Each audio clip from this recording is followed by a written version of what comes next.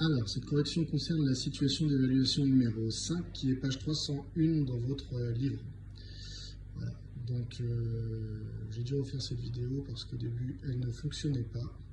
Donc, je vous refais je vous laisse lire plutôt l'énoncé tout seul, puisque la première vidéo qui ne fonctionnait pas, je relisais simplement l'énoncé avec vous. Donc, ça concerne des courbes de tendance pour la première partie. Donc voilà, la correction démarre du coup directement avec l'ordinateur. Donc là vous avez une fonction, plutôt un nuage de points qui est ici. Donc je vous laisse lire le contexte. Et donc il va falloir faire un nuage de points et ensuite tracer une courbe de tendance avec une expression de ce type là. Donc vous voyez une exponentielle à l'intérieur. Donc c'est ce qui fait qu'on va choisir une courbe de tendance qui n'est pas linéaire, qui n'est pas logarithmique, mais qui est exponentielle. Voilà, donc après la suite de la vidéo, eh bien, c'est la correction de ça, ainsi que des exercices suivants. Bon courage à vous.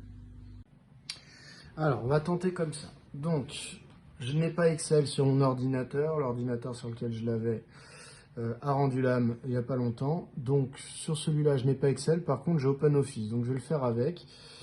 Mais ça se fait de la même manière avec Excel, que vous maîtrisez mieux. Alors du coup, j'ai recopié mon tableau. Pour faire une courbe de tendance, il faut que je sélectionne. Alors c'est un peu plus compliqué avec OpenOffice, je vous préviens. Donc il va y avoir des petits trucs un peu embêtants. Donc j'ai sélectionné mes lignes. Je veux insérer un diagramme. Donc je vais faire insertion, diagramme. Voilà, donc on me demande le type de diagramme. Donc moi je veux des X en relation avec les Y. Voilà, donc là ça me fait n'importe quoi si vous regardez un peu. Donc c'est pour ça que c'est beaucoup moins intuitif que Excel. Donc je vais dire que mes séries de données sont en ligne, puisque mon tableau en fait c'était les lignes qui m'intéressaient. Voilà, terminé. Donc ça me donne cette espèce de graphique là. Qui est très gros parce que j'ai fait grossir la fenêtre pour qu'on puisse y voir quelque chose. Voilà, donc si je veux dézoomer un peu pour y voir quelque chose, voilà. Donc j'ai mon diagramme. Ce diagramme, on m'a demandé de faire une courbe de tendance. Donc je vais aller insérer dans mon diagramme, donc il faut que je le sélectionne. Oui, je vais y arriver. Donc je sélectionne et je vais insérer une courbe de tendance. Alors dans Excel, c'est dans la petite croix. Quand vous sélectionnez votre graphique, vous avez une petite croix, vous allez dedans, il y a courbe de tendance. Donc vous allez dedans. Et donc vous allez avoir ça aussi dans Excel qui va s'afficher. Et donc vous demandez une tendance exponentielle. Puisqu'on a vu que la fonction dans l'énoncé avait une exponentielle. Donc on valide. Alors bien sûr, j'ai oublié de demander à afficher l'équation. Donc j'y retourne. Donc je coche afficher l'équation. Je peux même afficher le coefficient de détermination. Alors vous dans Excel, vous avez une colonne sur la droite ici, vous descendez tout en bas et vous cochez pareil. Coefficient de détermination, R carré, je vous rappelle, s'il est proche de 1, eh bien ça veut dire que quand il vaut 1, ça veut dire que les points suivent tout pile la courbe. Plus il est proche de 1, plus votre courbe représente effectivement le nuage de points. Donc je valide, ça me donne des trucs un peu bizarres ici. Et donc on va essayer de les interpréter. Donc R carré, vous voyez, est très très proche de 1, donc ça c'est pas mal. Alors quand je lis ici, qu'est-ce que je lis? Alors vous, ce sera peut-être pas affiché comme ça sur Excel, je pense que vous verrez l'exponentielle. Mais bon, donc ici, qu'est-ce que je lis? Je lis 19,73 blablabla fois, le point c'est un fois. Alors, c'est pas trop mal, parce que moi, dans mon énoncé, la fonction, je vous la réécris ici, c'était 20 exponentielle moins 0,7 x. Donc en fait, c'est 20 fois exponentielle de moins 0,7 x. Donc vous voyez la courbe que me donne ici OpenOffice. Ici, c'est proche de 20, 19,73. Donc 20 est un arrondi de cette valeur-là. Et ici, qu'est-ce que je lis à la puissance x? Je ne vois pas l'exponentielle, je vois que la puissance x. En fait, ce truc-là, mathématiquement, c'est exponentielle de moins 0,7, le tout à la puissance x, puisque quand j'ai deux puissances qui s'enchaînent comme ça revient à les multiplier. Donc du coup, en fait, ce que je vois ici comme étant 0,5, 15, 72, 59, 82, c'est certainement ce nombre-là. Donc je prends ma calculatrice pour calculer ce nombre-là et vérifier si c'est bien ça. Donc exponentielle, vous voyez, je l'ai déjà fait juste avant, exponentielle de moins 0,7, c'est 0,4965. Donc on est proche du 0,5. Alors j'imagine que si vous l'avez fait avec Excel, vous trouvez ce qu'on vous donne ici, ou alors, comme moi, vous trouvez des valeurs arrondies. En tout cas, ce qu'on trouve ici, c'est en cohérence avec ce qu'il y a dans l'énoncé qui nous dit que, en fait, ça suit cette fonction-là. Voilà. Donc, je vais rédiger ça proprement pour justifier les choses. En tous les cas, la question est faite, quoi. Donc, j'enlève l'ordinateur et je reviens. Donc l'ordinateur m'a dit f de x semble être égal à ça. Donc ici, donc je répète ce que je disais, ça en fait, ça va être mon 20, on vous l'arrondit, hein. Ça sert à rien d'avoir autant de chiffres après la virgule. Et ici en fait, ça, c'est environ exponentielle de moins 0,7. Voilà. Donc effectivement, on arrive à environ 20 fois exponentielle de moins 0,7 à la puissance x, c'est-à-dire 20 fois exponentielle de moins 0,7 x. Voilà. Donc j'espère que Excel vous donnait une écriture avec l'exponentielle, mais si c'est comme OpenOffice et que du coup ça vous donne un nombre, eh bien il faut le retraduire en disant que ce nombre effectivement correspond à peu près à ce qu'on nous a donné dans l'énoncé, c'est-à-dire moins 0,7. Voilà, d'où le f de x égale 20 fois exponentielle de moins 0,7x.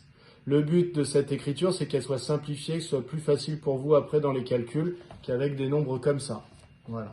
Donc le but de cette question, c'était simplement d'évaluer si vous savez gérer un logiciel pour tracer une courbe de tendance et trouver une équation avec le logiciel.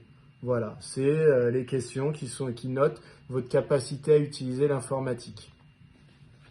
Voilà pour cette question. Donc ça, c'était la partie A, l'étude de la demande.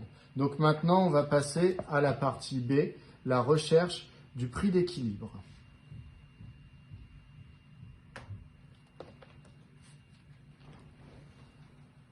Donc on vous dit, l'offre est la quantité de ce produit que les producteurs sont prêts à vendre au prix X. On suppose que l'offre exprimée en centaines d'unités peut être modélisée par la fonction G, définie par G de X. Donc G de X,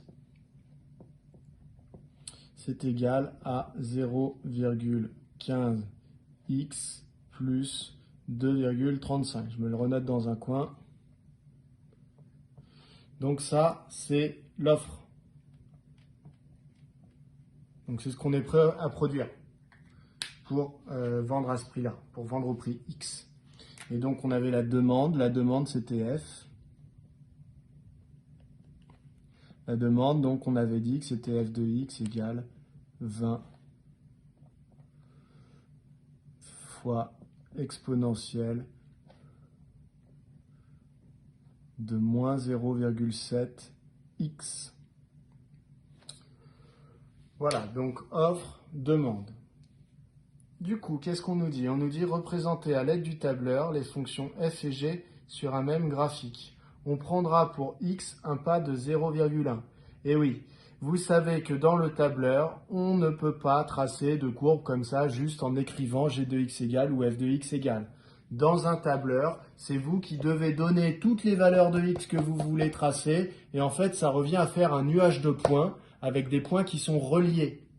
Donc, il va falloir dire que pour x, vous voulez quoi? Vous voulez, donc les x vont de combien à combien? C'est écrit ici, hein.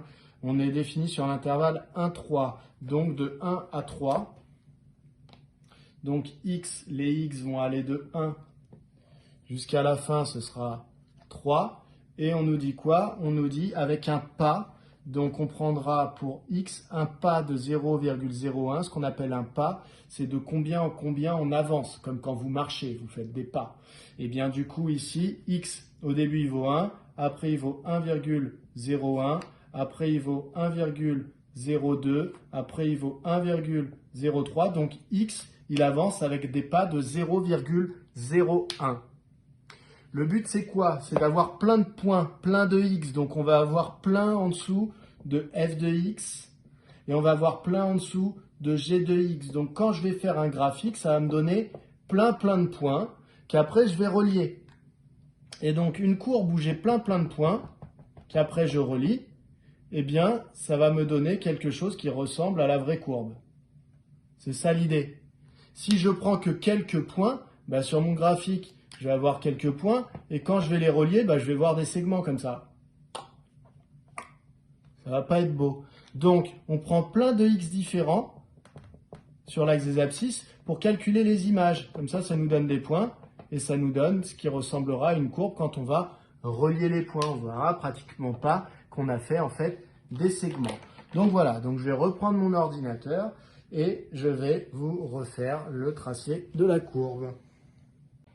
Alors, donc je vais faire deux colonnes. Je vais faire une colonne, enfin trois colonnes. Une colonne avec les x, une colonne avec les f de x et une colonne avec les g de x. Donc, prix unitaire, offre, demande. Ok. Alors, du coup, les x, on a dit, ça démarre à 1, ça va aller jusqu'à 3, mais ça avance de 0,1 en 0,1. Donc, vous avez le choix, hein, soit vous dites que c'est la case du dessus, donc moi, ce que je vais faire, je vais dire case du dessus, à qui je rajoute 0,01. Voilà. Du coup, je peux étirer ma case, j'étire jusqu'à 3. Alors, ça fait quand même quelques cases, hein. Ça va en faire 300 à peu près. Je dis à peu près parce qu'il y a toujours les histoires de première case ou deuxième case ou machin. Non, donc 200, qu'est-ce que je dis moi? Hop. Donc 3, 4, nous on va que jusqu'à 3, donc effectivement on avait démarré à 1, donc ça fait que 200 cases en fait.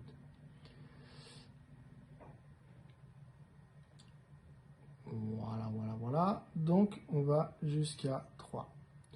Ça, c'est pour mes x. Donc vous voyez, ils avancent de 0,01 à 0,01. J'ai donc un pas de 0,01. Tout va bien. Tout va bien. Alors, du coup, je vais rendre ça un peu plus joli. Voilà. Donc, hop. Je vais centrer mes valeurs. Ok. Alors, pour f de x, je vais dire que f de x, je vous rappelle, c'est 20 fois exponentielle. Alors, exponentielle. Alors, j'espère que, du coup, OpenOffice va comprendre. Oui, ça a l'air d'être ça. Exponentielle de moins 0,7 fois. Et fois quoi? Fois ce qu'il y a dans la case d'à côté. Fois A2, puisque c'est puissance x. Je ferme ma parenthèse et je valide. Pour g de x, c'est l'offre. Donc c'est l'autre formule, là, la formule affine. C'est 0,15 fois x, donc x c'est ce qu'on trouve ici, plus 2,35. Je vérifie que je ne me trompe pas d'exercice. Oui, c'est bon, c'est bien ça. Je valide. Donc par exemple, pour un prix unitaire de 1 euro, la demande sera de 9,93. Alors on va pouvoir arrondir tout ça puisque à chaque fois c'est en centaines. Donc je peux peut-être me permettre d'arrondir un petit peu plus. Voilà. Donc j'arrondis à 2 chiffres après la virgule. Je pourrais même arrondir à 1, mais bon. Bref. Et du coup, je vais étirer tout ça. Hop, jusqu'à ce que j'ai pour tous les x.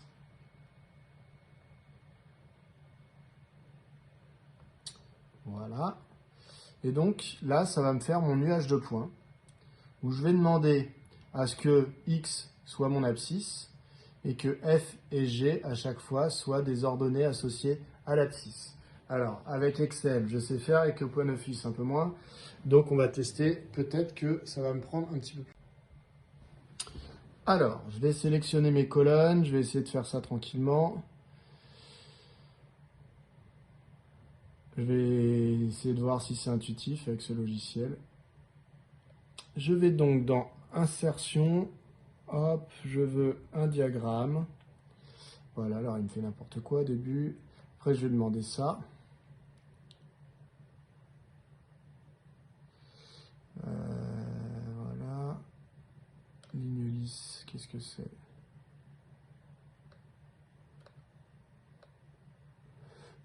Voilà, c'est pour, donc visiblement, c'est pour pas que ça me fasse des segments, c'est pour que... Donc voilà, je vais faire comme ça. Hop. Voilà, donc ça me donne mes deux lignes, donc pour F et pour G. Donc vous voyez, en fait, l'idée c'est qu'il y avait tellement de points qu'on ne voit plus les points. Alors là, j'ai demandé une ligne lisse, ça m'a tracé mes courbes. Donc en noir, j'ai la courbe qui représente F, en rouge, la courbe qui représente G. La courbe qui représente F, donc c'est la demande. Vous voyez, plus le prix unitaire augmente, plus vous vendez quelque chose cher. Visiblement, ici, plus la demande diminue.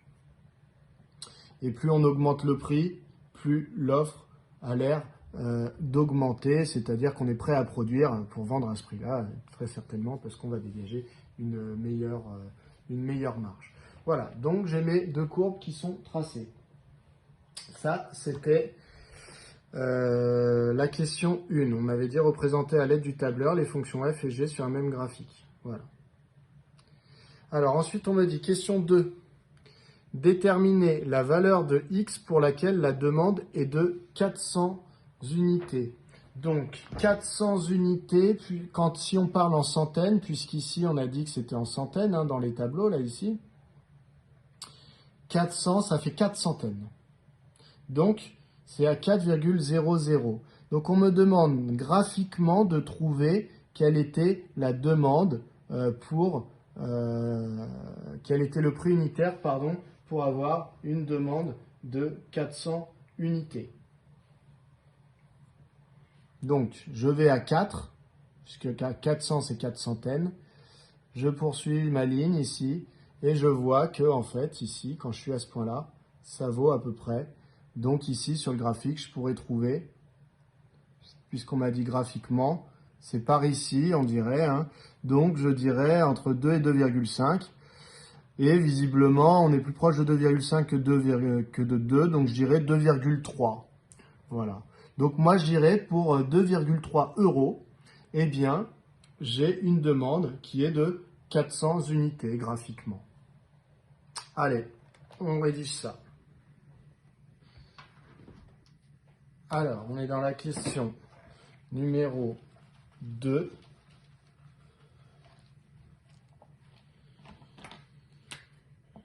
Question numéro 2, du coup, graphiquement.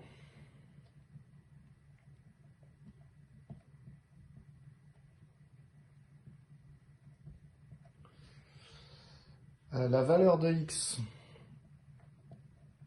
La valeur de x pour laquelle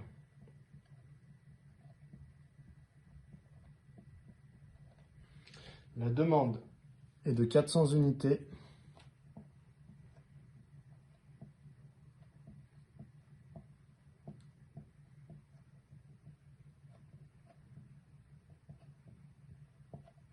semble être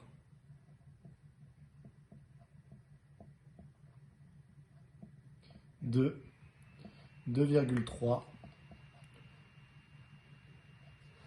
€, puisque x était exprimé en euros. Voilà pour la question graphiquement. Alors quand c'est graphique, je dis toujours semble être, puisque on va être un petit peu humble sur notre lecture graphique. En général, la lecture graphique, c'est quelque chose d'imprécis. Alors si je voulais être plus précis, j'aurais pu aller voir dans mon tableau de valeur. Mais bon, on me disait graphiquement, donc je fais avec le graphique. On m'a bien précisé graphiquement, donc je ne fais pas avec le tableau de valeur, sinon on m'aurait dit de faire avec le tableau de valeur. La question 2, du coup, c'est, maintenant, c'est pas par le graphique, c'est par le calcul. Donc je me demande quand est-ce que f de x égale 4 pour 400 unités, puisque je vous rappelle que c'est en centaines d'unités. Donc 4 correspond à 400 unités produites. Donc ne vous faites pas avoir à écrire f de x égale 400. Bon, là, en l'occurrence, on vous écrivait l'équation. Donc, ça revient à résoudre. F de x, on a dit que c'était 20 fois exponentielle. Donc, ça fait 20 exponentielle de moins 0,7x égale 4.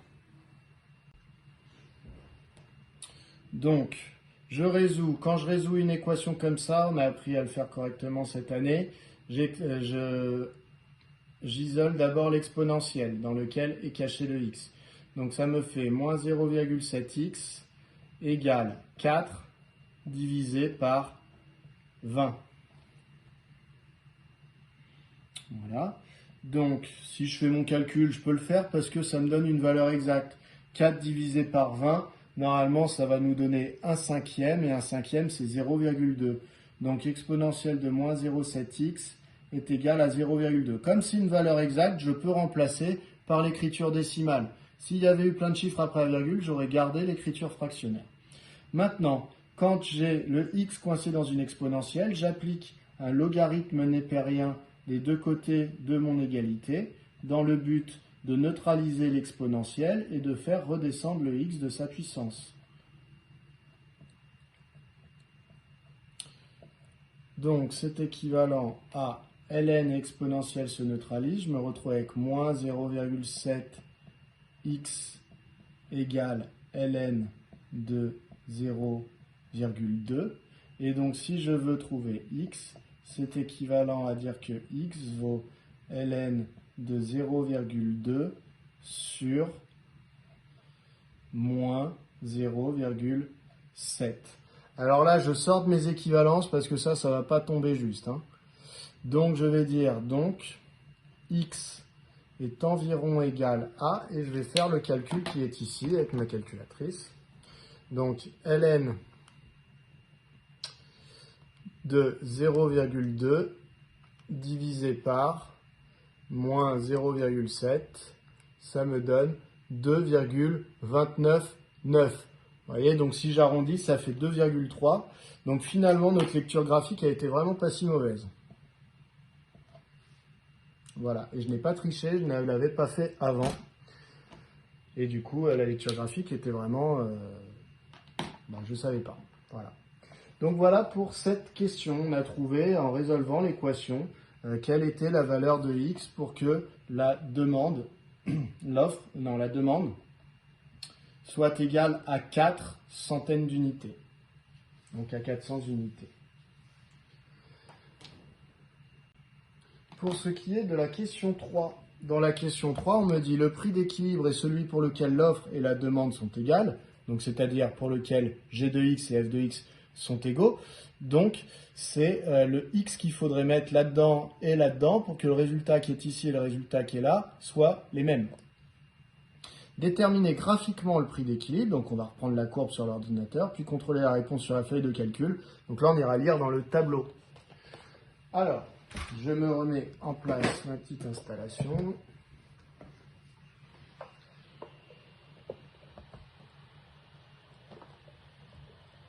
Hop.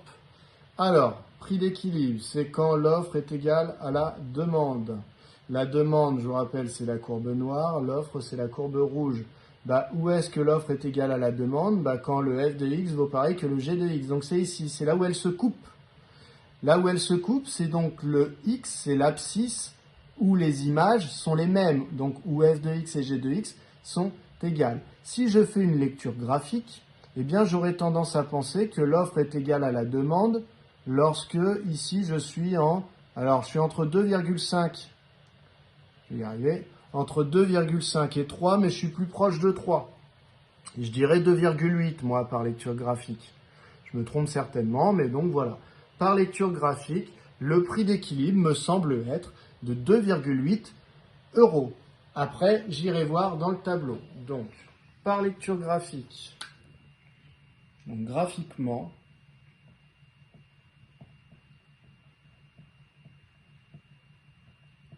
le prix d'équilibre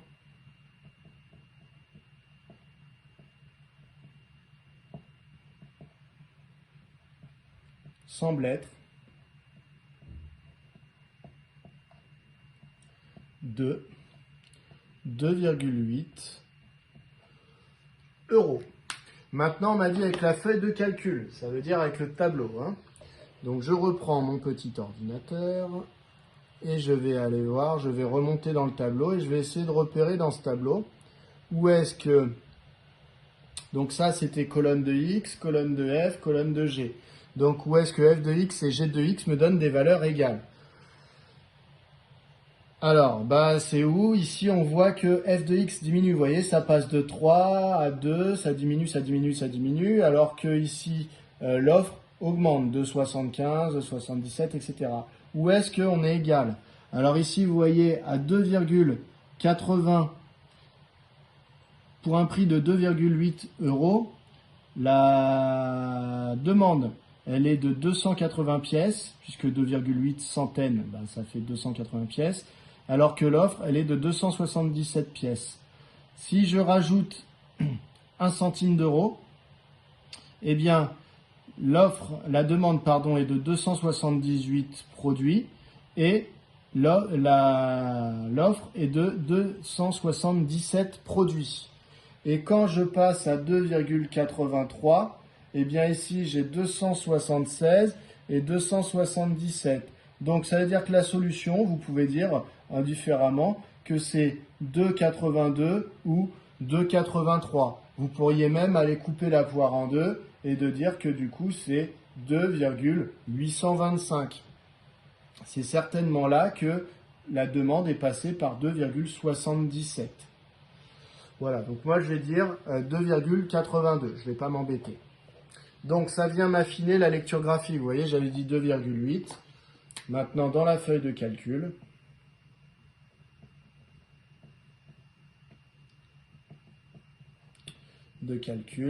le prix d'équilibre.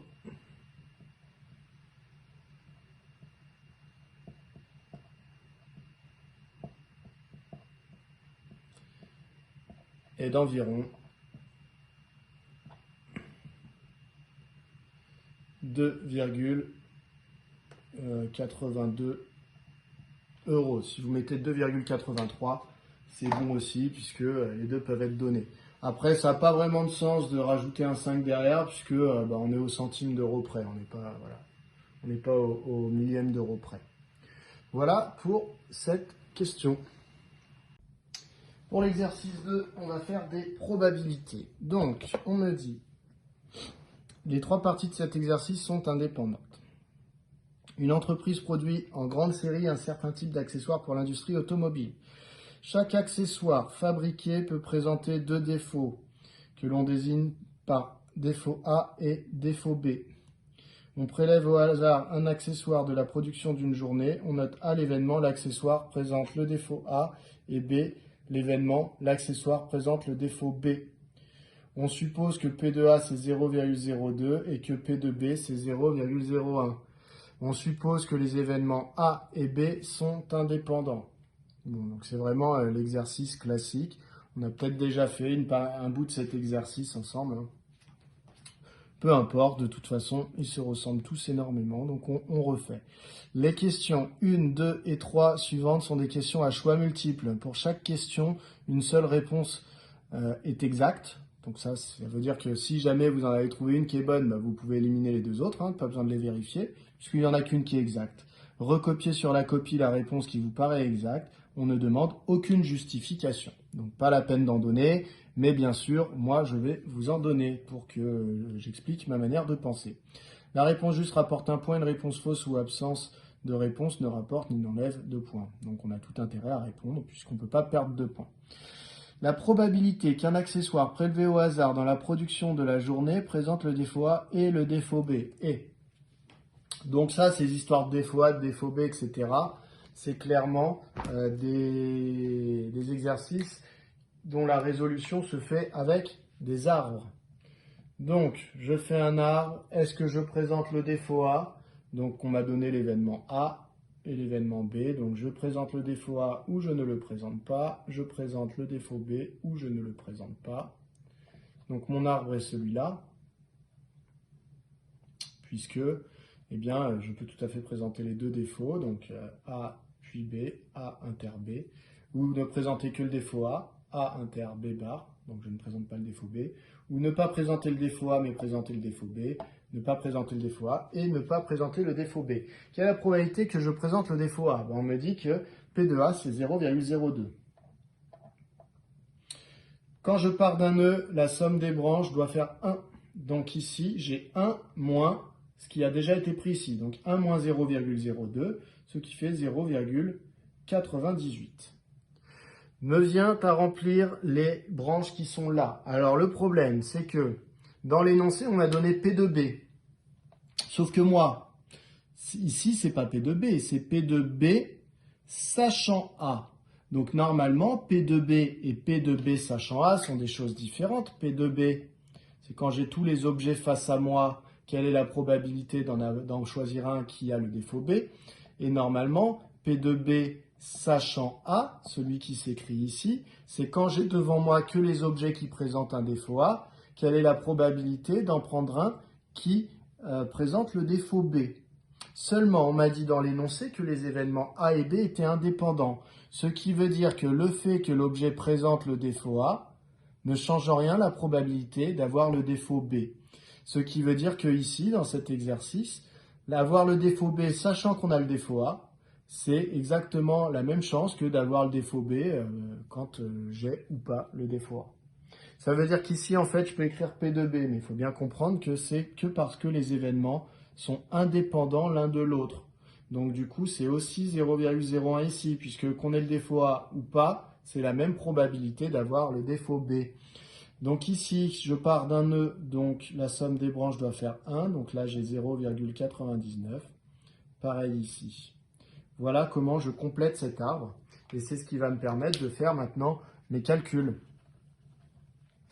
Alors, mes calculs, ça me donne quoi? On me demande la probabilité qu'un objet prélevé au hasard ait le défaut A et le défaut B. Donc on me demande P de A inter B. Donc c'est la probabilité qui se trouve sur cette branche, P de A fois P de B sachant A. Donc 0,02 fois 0,01. Et donc ça, si je fais mon calcul avec ma calculatrice, ou sinon, là c'est assez facile, je ne suis pas obligé, 0,002. Voilà pour ce calcul. Ça veut dire que c'est la dernière réponse du tableau là.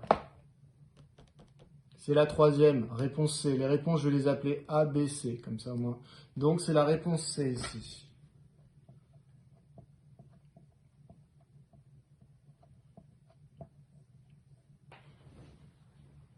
Pour la question 2, on me demande la probabilité qu'un accessoire prélevé au hasard dans la production de la journée présente au moins un des deux défauts. Donc, on me demande la probabilité de A ou B. C'est-à-dire, en fait, on me demande quoi?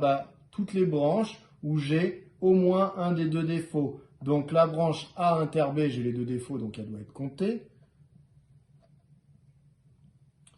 Donc A inter B. Je dois aussi compter la branche A inter B bar puisque j'ai le défaut A. Certes, je n'ai pas le B, mais j'ai le défaut A. Comme je veux au moins l'un des deux défauts, quand j'ai le défaut A, il faut que je compte. Et celle-là, A bar inter B, puisque là, j'ai le défaut B.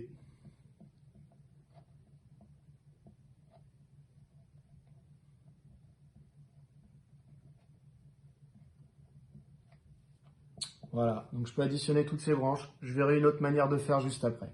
Alors, première branche, 0,02 fois 0,01, c'est le calcul que j'ai déjà fait là-haut, plus 0,02 fois 0,99,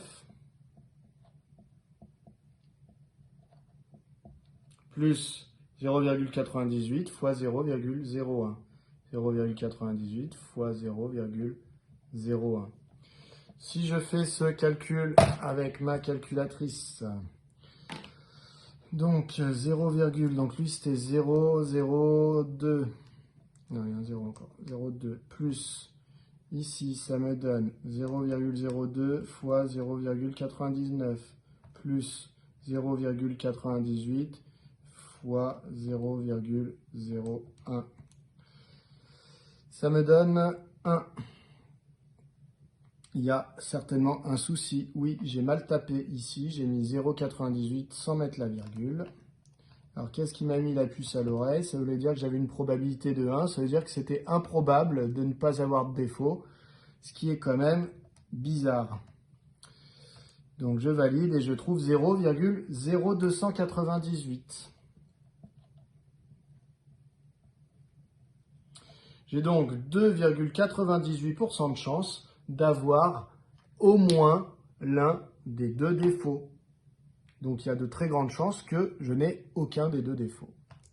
Donc, quelle réponse est-ce que c'est celle-là? Eh bien, c'est encore la réponse C. C'est celle qui est ici. Donc, réponse C.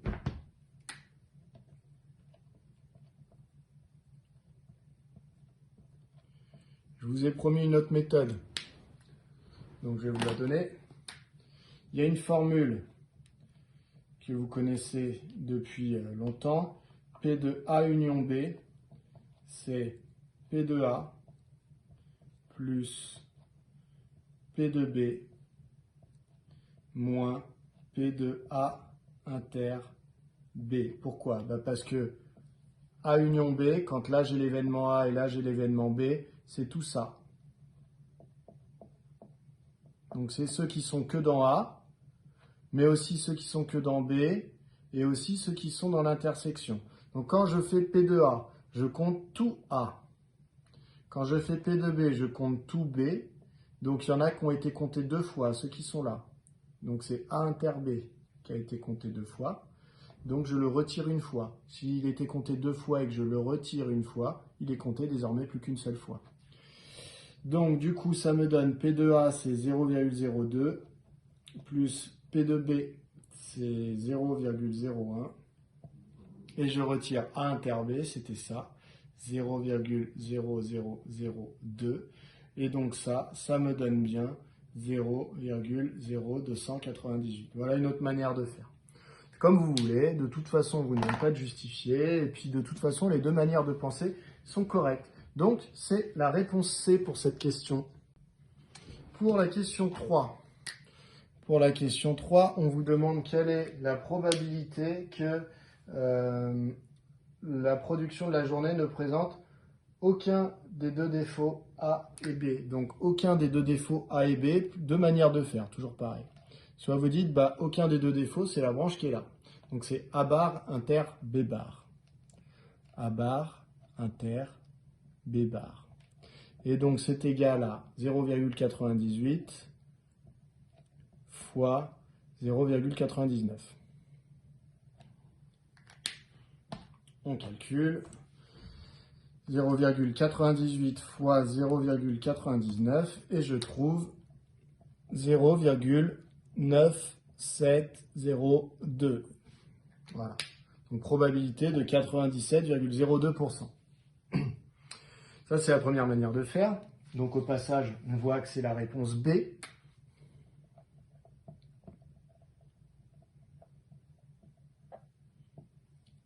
Deuxième manière de faire, toujours pareil, vous faites que l'une des deux. Deuxième manière de faire, c'est de dire que là, j'avais la probabilité de présenter au moins l'un des deux défauts. Donc ne pas présenter de défaut, c'est le contraire de présenter au moins l'un des deux. Donc en fait, moi j'aurais très bien pu dire que je voulais calculer la probabilité du contraire de A union B, donc A union B bar. Et quand je calcule le contraire d'un événement, eh bien je fais 1 moins la probabilité de cet événement. Donc 1 moins P de l'événement sans la barre. Ben oui, puisque un événement et son contraire, eh bien ça représente 100% des probabilités. Si je dis la probabilité que j'obtienne un 6 quand je lance un dé, c'est une chance sur 6. Et la probabilité que je n'obtienne pas 6, c'est donc 5 chances sur 6. Quand j'additionne une chance sur 6 et 5 chances sur 6, ça fait 6 chances sur 6, ça donne 1. Donc, un événement et son contraire additionné donne 1. Donc, si je veux la probabilité du contraire d'un événement, je fais 1 moins la probabilité de l'événement. Ça me donnerait quoi? Donc, on a dit P de A union B, c'était 0, donc ça fait 1 moins cette valeur, 0,0298.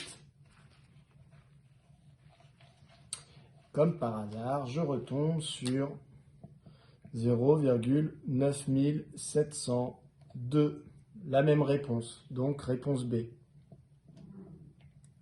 Voilà les deux méthodes qui sont correctes. Enfin, c'est les deux méthodes que je vois moi. Si vous en voyez d'autres, n'hésitez pas à me proposer à me faire des propositions là-dessus. Bon, on pourra en discuter. Voilà pour cette question.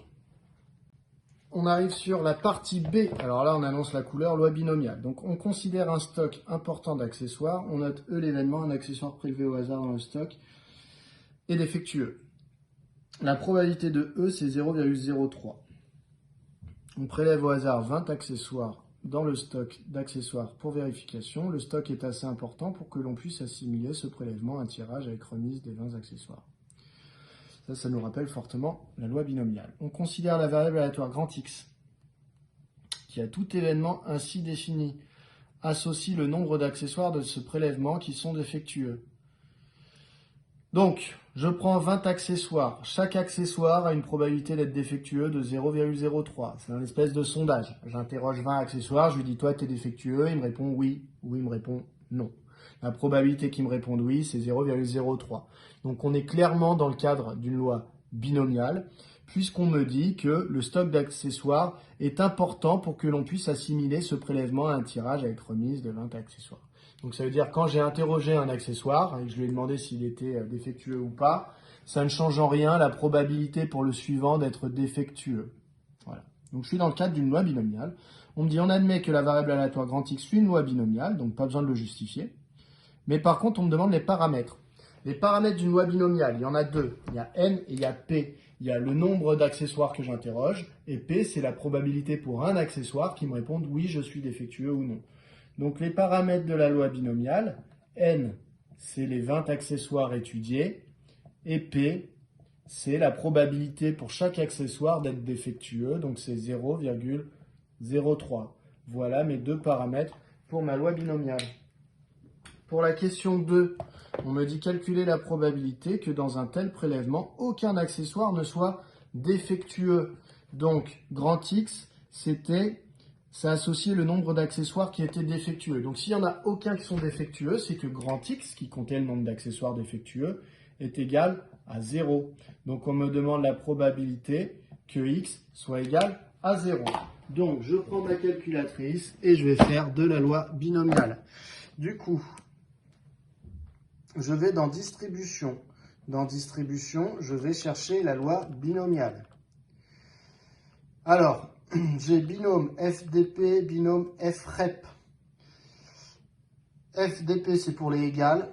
FREP, c'est pour les inférieurs ou égales. Si vous avez des Casio, le deuxième, c'est FCD pour vous. Donc, c'est inférieur ou égal pour vous, le deuxième. Donc, premier, c'est égal, deuxième, inférieur ou égal. Donc, moi, je veux égal 0, donc je prends le premier. On me demande le nombre d'essais, donc c'est N comme nombre d'essais, donc c'est 20. Ensuite, on me demande P. P, c'est 0,03, c'est ce qui est là-haut. 0,03. Et la valeur de X, bah, c'est 0. Je valide et ça me donne 0,5437. Alors, je vais garder 3 chiffres après la virgule. Je ne sais pas si ça m'est demandé, si quelque part on me dit à combien je dois arrondir. Ah si, on m'avait dit dans les parties B et C, les résultats approchés seront à arrondir à 10-2. Donc 10-2, ça veut dire 2 chiffres après la virgule, ça veut dire au centième. Donc j'ai 0,54, je regarde le chiffre derrière, c'est un 3, donc je laisse 0,54. Donc égal 0,54. Donc après, je fais une petite phrase. La probabilité que dans mon échantillon, aucun objet soit défectueux est de 0,54 ou de 54%. Ça, c'est pour ma question 2. Pour la question 3, on me demande de calculer la probabilité que dans un tel prélèvement, donc les fameux 20 accessoires, au plus un accessoire soit défectueux. Au plus, ça veut dire que le nombre d'accessoires défectueux doit être au plus de 1, donc doit être inférieur ou égal à 1. D'accord? C'est pas plus de 1. c'est au plus de 1. Ok? Au plus 1, c'est pas pareil que plus de 1. Donc au plus 1, ça veut dire au maximum 1. Donc c'est la probabilité que x soit inférieur ou égal à 1. Du coup, ça, je prends ma calculatrice. C'est inférieur ou égal, donc ça va être la deuxième truc que je vais utiliser, la deuxième fonction. Alors c'est quoi? Distribution binôme f-ret du coup. Nombre d'essais, c'est toujours 20. P, c'est toujours 0,03. Et x, cette fois-ci, c'est 1. C'est la valeur qui est là. Donc, je veux P de x inférieur ou égal à 1. Je colle et ça me donne 0,88. C'est un 0 après, donc je laisse 0,88. Si je veux arrondir à 10 moins 2. Donc, 0,88. Ça veut dire qu'il y a donc 88% de chance pour qu'il y ait 1 ou moins d'objets défectueux dans mon prélèvement. Voilà qui vient conclure la question 3 et donc la partie B. Hop, partie C. Partie C, c'est approximation d'une loi binomiale par une loi normale, ce qu'on a fait en fin d'année. Donc les accessoires sont livrés par lot de 1000. On prélève au hasard un lot de 1000 dans le dépôt de l'entreprise. On assimile ce prélèvement à un tirage avec remise de 1000 accessoires. On considère la variable aléatoire grand Y qui, à tout prélèvement de 1000 accessoires, associe le nombre d'accessoires défectueux parmi ces 1000 accessoires. On admet que la variable aléatoire Y suit une loi binomiale, forcément, on interroge 1000 accessoires, et chaque accessoire me dit oui, je suis défectueux ou non. Bon, bref, c'est une loi binomiale du coup. Sauf que n vaut 1000 maintenant, c'est plus 20, on a agrandi, c'est 1000. On décide d'approcher la loi de la variable aléatoire grand Y par la loi normale de moyenne 30 et d'écart type 5,39. Voilà, donc au lieu de faire des calculs sur une loi binomiale, on va faire des calculs sur une loi normale. On note Z, une variable aléatoire suivant la loi normale de moyenne 30 et d'écart type 5,39. Justifier la valeur des deux paramètres de cette loi normale. Alors, on avait vu que sous certaines conditions, une loi binomiale pouvait être approchée par une loi normale. Donc ces conditions, c'était quoi? Alors, ce qu'on apprend en lycée, en général, c'est qu'il faut que n soit plus grand que 30, qu'il faut que n fois p soit plus grand que 5, et que n fois 1 moins p soit plus grand que 5 aussi. Voilà, alors mathématiquement parlant, ça n'a pas forcément beaucoup de sens de dire ces choses-là. En gros, il faut que n soit assez grand. Donc nous, il vaut 1000, c'est pas mal. Il faut que n fois p soit pas trop petit et que ça non plus. Vous voyez? Donc du coup, pour nous, on a n qui vaut 1000 et p qui vaut 0,03. Donc si on fait ces petits calculs pour vérifier qu'on peut appliquer correctement les choses, alors même si vous appliquez sans vraiment vérifier ça, c'est bon. Donc si je regarde, n il vaut 1000, donc il est bien plus grand que 30. n fois p, ça fait 1000 fois 0,03, ça fait 30. Donc n fois p, c'est plus grand que 5. Et ensuite, n fois 1 moins p, c'est égal à, du coup, 9070, si je ne me trompe pas. Et donc, n fois 1 moins p, c'est aussi plus grand que 5. Alors ça, de toute façon, vous n'avez pas à le vérifier, puisqu'on vous a dit qu'on admettait que la loi binomiale pouvait être approchée par une loi normale. Donc ces conditions qui sont à vérifier normalement pour dire « Ah bah oui, la loi binomiale elle peut bien être approchée par une loi normale », pas besoin de les écrire, je vous les ai rappelés juste comme ça, mais vous, on vous a dit qu'on admettait que c'était le cas.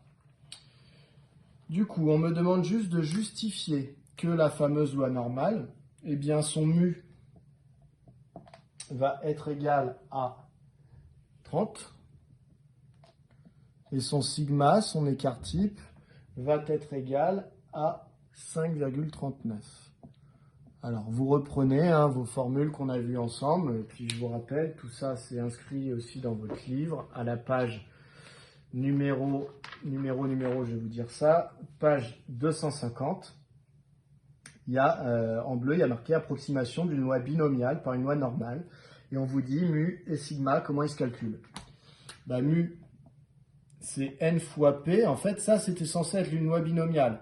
Donc l'espérance de la loi normale, ça va être l'espérance de la loi binomiale. L'espérance de la loi binomiale, c'était n fois p. N fois p, ça fait donc 1000 fois 0,03, ce qui donne 30, donc c'est bon. Et sigma, c'est l'écart type pour la loi binomiale. La formule de l'écart type pour une loi binomiale, c'est la racine carrée de n fois p fois 1 moins p. Ce qui donne la racine carrée de 1000 fois 0,03 fois 1 moins 0,03. Hop.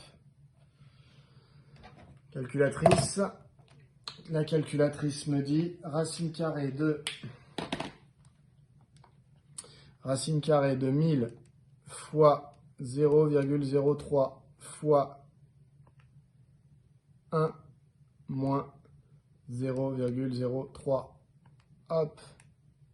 Ça me donne 5,394, etc. Donc en arrondissant, on a bien les 5,39 annoncés.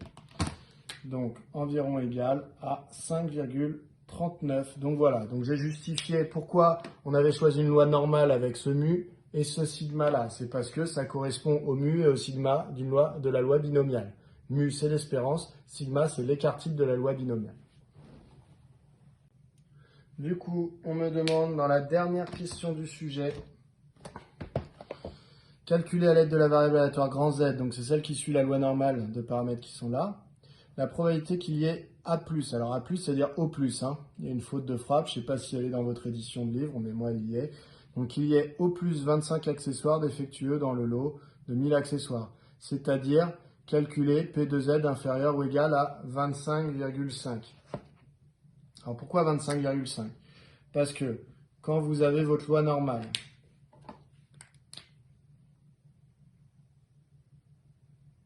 la loi normale, c'est représenté par une courbe de Gauss, c'est-à-dire cette espèce de courbe en cloche. Mu vaut 30, donc votre loi normale, ici, il y a 30. Donc normalement, quand on dit O plus 25, on s'imagine que ça va venir jusqu'à 25. Et donc on va faire ça et qu'on va assurer l'air en dessous. Et donc ça nous donnera la probabilité que X plutôt que Z soit en dessous de 25. Mais du coup, vous voyez, on oublie jusqu'à 26. Il ne faut pas oublier qu'une loi binomiale à la base, c'est des rectangles quand on la représente. Donc nous ici, on va venir chercher la valeur du milieu pour être entre 25 et 26. Donc on va faire 25,5. Donc on va s'intéresser à l'air sous 25,5. Donc comme ce n'est pas tout à fait évident, on vous l'a reprécisé. Donc ici 25,5. Si vous faites probabilité de x plus petit que 25, ce ne sera pas complètement faux, mais vous trouverez quelque chose de moins proche de la réalité. Donc P de x inférieur ou égal à 25,5, je prends ma calculatrice et je fais avec une loi normale. Du coup, calculatrice, hop, je vais dans distribution et je vais prendre normale FREP ou normale CD si je suis sur Casio. On me demande la borne inf. Donc borne inf, c'est la borne de gauche de l'intervalle vert que j'ai colorié, enfin de la zone verte que j'ai coloriée. Donc c'est moins l'infini. Donc j'avais dit je peux mettre moins 1 avec plein de zéros, moins 10 millions de milliards, ça va faire l'équivalent de mon moins l'infini. Borne sup, on m'a dit 25,5. Mu, c'est 30. Et sigma, c'est 5,39. D'accord? Tout ça, c'est marqué là, là-haut.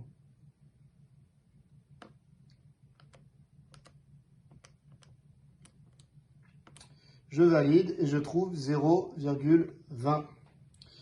puisqu'on m'a demandé d'arrondir à 10-2. Donc ça me donne environ 0,2. Alors, est-ce que effectivement ça représente bien ce qu'on aurait trouvé avec la loi binomiale? On peut essayer, hein. Donc je vais faire avec la loi binomiale pour voir si ma loi normale a bien fait mon approximation. Donc je vais chercher un binôme FREP, voilà, et je voulais 1000 objets. Chaque objet a une probabilité de 0,03 de me répondre oui, je suis défectueux. Et je voulais savoir la probabilité d'avoir au plus 25 objets. Donc là, dans une loi binomiale, je dois mettre des nombres sans virgule pour x, hein. Et vous voyez, je trouve 0,20 aussi. Ça diffère au niveau du troisième chiffre après la virgule. Là, il y avait un 1, là, il y a un 4. Donc, c'est dû au fait que, en fait, c'était une loi binomiale et pas une loi normale. Et donc, on a approché la loi binomiale par une loi normale, ce qui nous donne des calculs qui nous donnent des résultats proches les uns des autres, mais qui ne sont pas exactement les mêmes. Mais ça nous permet d'approcher la loi binomiale par une loi normale. Voilà qui vient conclure ce sujet. Si vous avez des questions dessus, n'hésitez pas à m'envoyer un mail. Voilà. Et n'hésitez pas, pareil, à me dire si vous avez compris, s'il y a des choses que vous n'avez pas comprises, etc. Sur ce, je vous souhaite une bonne fin de visionnage.